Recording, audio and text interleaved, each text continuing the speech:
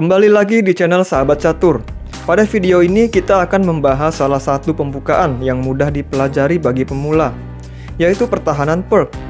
Kita akan belajar pembukaan ini dari sudut pandang pemain hitam. Pertahanan perk dimulai dengan langkah E4, hitam menjawab D6, putih terus mengejar penguasaan pusat dengan D4, hitam menyerang pion dengan kuda F6. Putih tidak bisa memainkan C4 karena pion E4-nya dalam ancaman, dan kebanyakan putih melindungi pion E4 dengan kuda C3.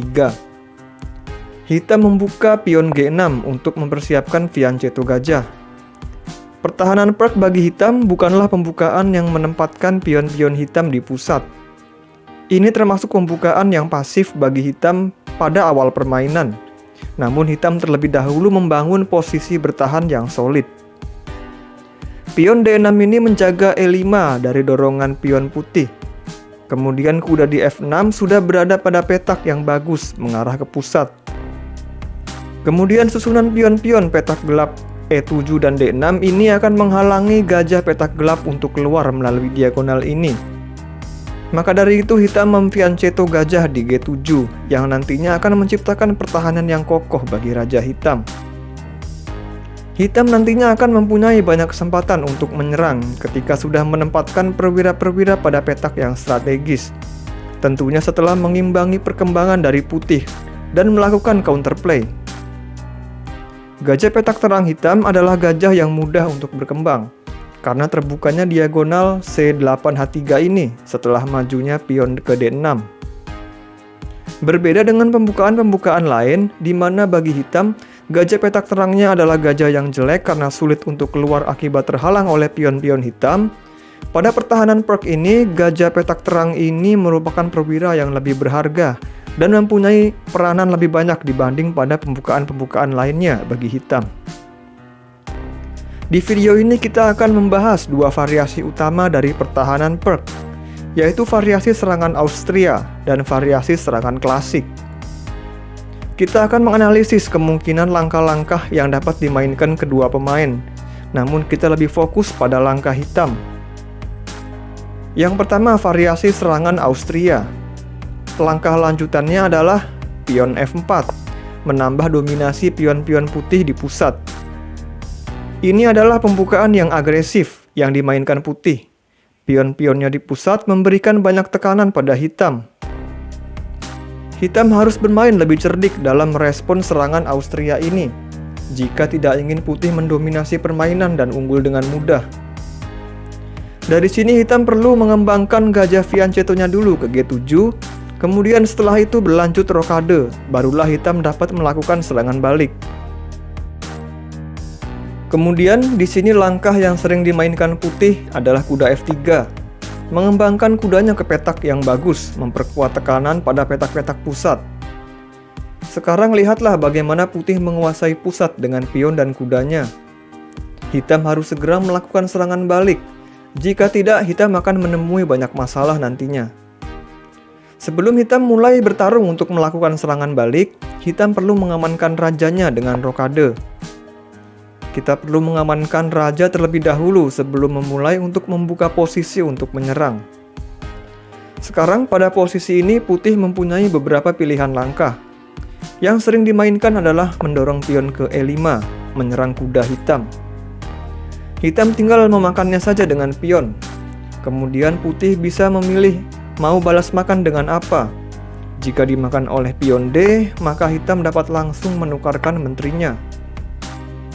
Jika makan balik dengan kuda, putih kehilangan penguasaannya pada petak E4 dan D5 dari kudanya ini. Dan kedua petak ini bisa ditempati kuda hitam. Kembali ke posisi ini, jika putih memakan balik dengan pion F, hitam bisa memindahkan kudanya yang terancam ke D5. Putih bisa memakan kuda D5 jika dia ingin menukarkannya. Kita lihat di sini hitam sudah bisa mulai melakukan serangan balik.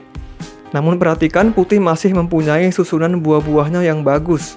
Kedua gajahnya sudah terbuka untuk berkembang. Kedua kudanya sudah berada di petak yang ideal. Kedua pionnya sudah berada pada area pusat dan putih masih memiliki dua pilihan arah untuk rokade. baik itu rokade pendek ataupun rokade panjang. Jadi hitam harus waspada. Kembali ke posisi sebelumnya, di mana tadi kita sudah lihat lanjutan langkah-langkah pion E5. Namun langkah yang menjadi variasi utama atau mainline pada variasi serangan Austria ini adalah gajah D3. Putih terlebih dahulu mengembangkan gajahnya dan mempersiapkan rokade pendek. Selanjutnya hitam mengembangkan kudanya ke C6, di mana hitam perlu mengimbangi tekanan dari putih pada area pusat. Selanjutnya putih tidak memajukan pion-pionnya dulu, putih rokade pendek. Sekarang waktunya membawa gajah petak terang pada permainan. Kita aktifkan ke G4, memimpin kuda F3 putih. Dan setelah gajah petak terang hitam keluar, nantinya petak ke D7 bisa ditempati kuda dari F6 kalau kuda tersebut membutuhkan petak untuk bermanuver. Karena jika gajah petak terang masih berada di C8 dan ada kuda di D7, maka akan menghalangi jalan keluar bagi gajah, di mana keadaan tersebut tentunya tidak diinginkan oleh pemain hitam, apalagi pada pembukaan yang masih pasif pada awal permainan seperti pertahanan perk ini. Jadi pengembangan gajah ke G4 ini sangatlah bagus sekali untuk hitam, karena jika putih mulai menemukan serangan lewat dorongan pionnya seperti E5, hitam punya beberapa pilihan untuk meresponnya. Salah satunya hitam bisa memundurkan kuda ke D7, langkah yang bagus untuk hitam. Di posisi ini masih banyak tekanan yang dapat dilakukan putih. Hitam masih menunggu langkah apa yang dimainkan putih untuk membuka serangan. Sekarang putih mengembangkan terlebih dahulu gajahnya ke E3. Hitam pun memiliki banyak langkah untuk memulai pertarungan dengan putih. Tentunya setelah perwira-perwira hitam sudah berkembang dan raja sudah diamankan dengan rokade. Hitam dapat memulai melakukan dorongan pion-pion ke pusat seperti E5 misalnya, untuk mengimbangi putih, kemudian mengaktifkan menterinya, dan hitam sudah membentuk posisi yang solid di sini dan siap untuk memasuki fase middle game. Kemudian variasi yang kedua yang akan kita bahas di sini adalah variasi klasik. Setelah pion G6, variasi klasik dilanjutkan dengan kuda F3. Ini adalah variasi yang lebih umum dan merupakan variasi utama atau mainline dari pertahanan perk. Putih telah mengembangkan kedua kudanya pada petak-petak yang mendukung di area pusat. Dan juga jalan diagonal bagi kedua gajah putih sudah terbuka. Sehingga pilihan langkah untuk pengembangan gajah putih lebih banyak lagi. Putih juga masih mendominasi di petak-petak pusat dengan kedua pionnya. Dari sini hitam tetap melanjutkan pengembangan dengan fianchetto gajah ke G7. Dan rencana hitam setelah itu adalah merebut pusat dengan perwira-perwira minornya. Lalu kita akan melihat langkah yang berbeda dari gajah petak terang putih. Kali ini gajahnya ditempatkan di E2. Atau kita juga sering melihat putih memainkan langkah simpel pion H3 untuk menjaga G4 dari pin oleh gajah hitam dan mencegah kuda ke G4 jika nantinya gajah putih dikembangkan ke E3. Hitam melanjutkan pengembangannya dengan rokade pendek. Jika di sini putih memainkan gajah E2, kemudian sama seperti tadi, hitam bisa langsung rokade pendek, diikuti juga oleh putih rokade pendek.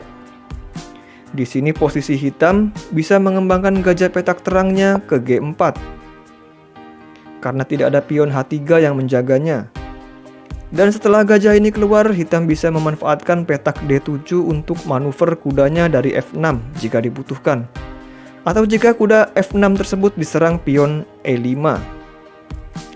Manuver kuda ke D7 ini merupakan pilihan yang bagus sekali bagi hitam, karena kuda dari D7 bisa mengontrol dua petak gelap di E5 dan C5 yang sedang dalam penguasaan pion putih, dan juga membuka diagonal gajah fianchetto-nya untuk memberikan tekanan pada pion pusat putih.